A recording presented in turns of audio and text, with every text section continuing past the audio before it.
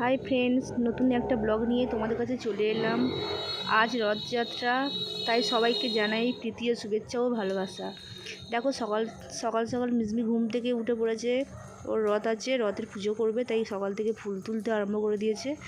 দেখো কত রকমের ফুল তুলছে, যে এত জোরে ফুল তুলছিল, এত লাফিয়ে লাফিয়ে ফুলগুলোই সব পড়ে গেলো শেষ পর্যন্ত। দেখো এত পাগল মেয়েটা, দেখো কী করে ফুল পারবে উঁচু থেকে বুঝতে পারছে না। আমি বলছি আমি হেল্প করি না, ও একা একাই ফুলগুলো সব পারবে। দেখো লাস্ট কোথায় উঠে ফুলটা পাচ্ছে, দেখো সব ফুল ঝরেও পড়ে যাচ্ছে, ফুলগুলো নিতেই পারছে না, একটা একটা করে ফুল সব পড়ে যাচ্ছে। কটা ফুল ঝুড়িতে রাখি আমি দেখছি, দেখো ওই ওই যা পড়ে গেল শেষ পর্যন্ত ফুল পাড়তে গিয়ে।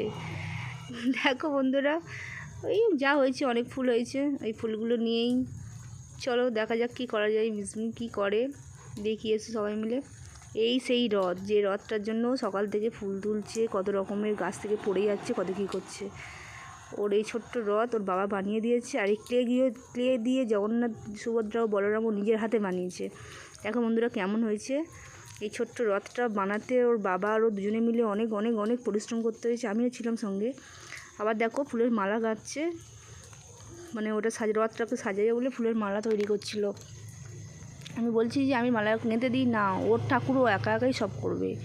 ও একা একাই ফুলের মালাগুলো, দেখো ভালোই বেশ গাঁথছিল মালাগুলো। আমি ভাবছিলাম পারবে না, কিন্তু ও ভালোই মালাগুলো গাঁথছিল। ওই মালাগুলো দিয়েও সাজাবে রথটাকে, তাই জন্য একটা একটা করে।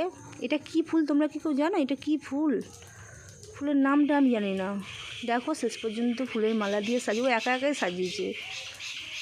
একা একা দেখো কেমন সাজিয়েছে বলো রথটা। সবাই কেনা রথ নেই, ওর বাবা বলে আমি তৈরি করে দেবো রথ তোর, তাই ওর তৈরি করা রথই নিচ্ছে।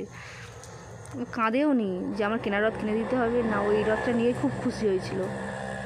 দেখো ওর রথ কমপ্লিট সাজানো, কেমন লাগছে বলো তোমরা কমেন্ট করে জানো। ওর রথটা কত সুন্দর লাগছে, না খারাপ লাগছে, না ভালো লাগছে। ও তো খুব খুশি রথটা নিয়ে, যে ওর খুব আনন্দ হচ্ছিলো যে ওর রথটা এত সুন্দর করে সাজানো হয়েছিল। ও খুবই ক্লে দিয়ে, দেখো ওই ক্লে দিয়ে ওর জগন্নাথগুলো বানিয়েছে একা একা, জগন্নাথ বলরাম সুভদ্রা।